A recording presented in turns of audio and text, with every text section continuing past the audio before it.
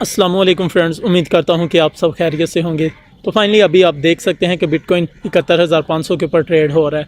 तो पिछली 2 3 4 वीडियोस मेरी इसी चीज़ के ऊपर थी कि अगर बीटीसी 72,000 को टच करता है, 72,000 के ऊपर हम फोर्स कर रहे थे और बिलियंस ऑफ डॉलर लिक्विडेशंस की भी बात कर रहे थे।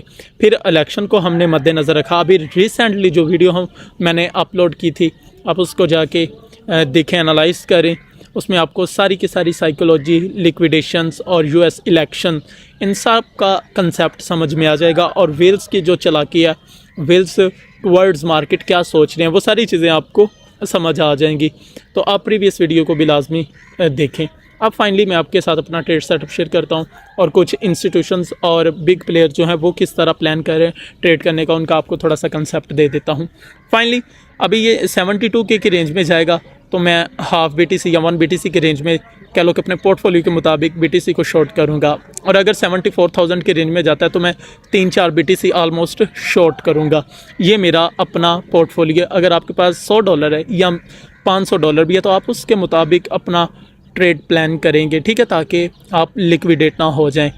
तो मेरे पास अभी रेंज कौन सी है, 72,000 एंड 74,000। 72,000 से ये लाजमी करेक्शन ले सकता है अच्छी खासी, तो क्योंकि उधर टू मच लिक्विडेशंस पड़ी हुई है। और अभी अगर इसी सिनेरियो के ऊपर अगर इसने अपना ऑल टाइम हाई ब्रेक करना है तो तकरीबन 3.45% की रेंज तक इसको मज़ीद पंप करना पड़ेगा, ऑलमोस्ट 3.5% तक।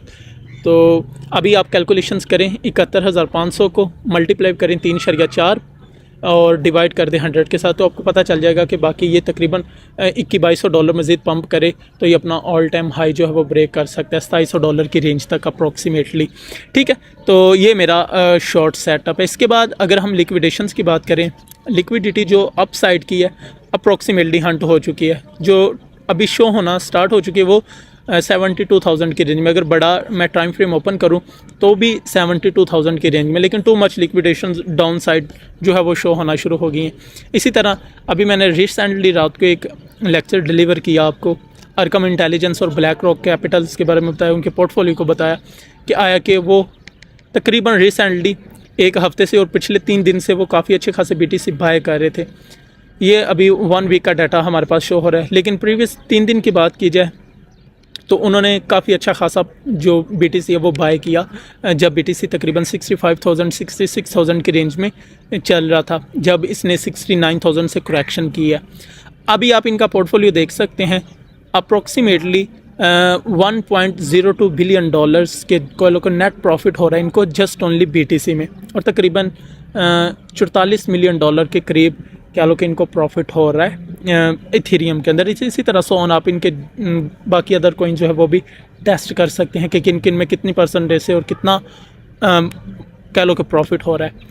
अभी अगर ये प्रॉफिट बुक करके कुछ BTC सेल करते हैं, ठीक है, तो ज़ाहिर बात है मार्केट में कुछ थोड़ी बहुत ही हमें करेक्शन देखने को मिल सकती है, लेकिन आपने ओपन इंटरेस्ट रेट के ऊपर लाजमी फोकस रखना है और ऑन चेन एल्गोरिथमिक स्ट्रक्चर्स को भी मद्देनज़र रखना है। फिर आप इंस्टीट्यूट का ट्रैक भी कर पाएंगे कि वो जब मार्केट को मैनिपुलेट करना चाह रहे हैं, तो ये चीज़ें आपको हेल्प करेंगी।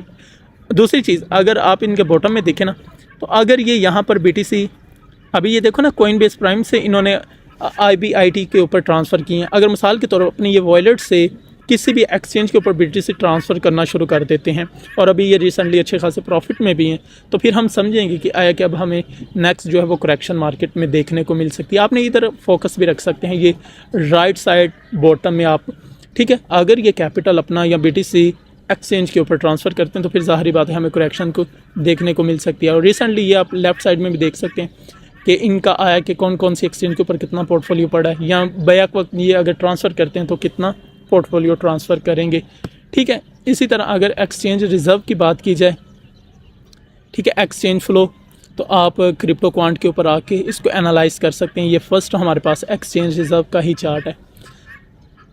ये हमें प्राइस डॉलर की बिटकॉइन की यानी कि जो वैल्यू वो ब्लैक कलर में, और एक्सचेंज रिज़र्व जो है वो ब्लू लाइन में हमें नज़र आ रहे हैं।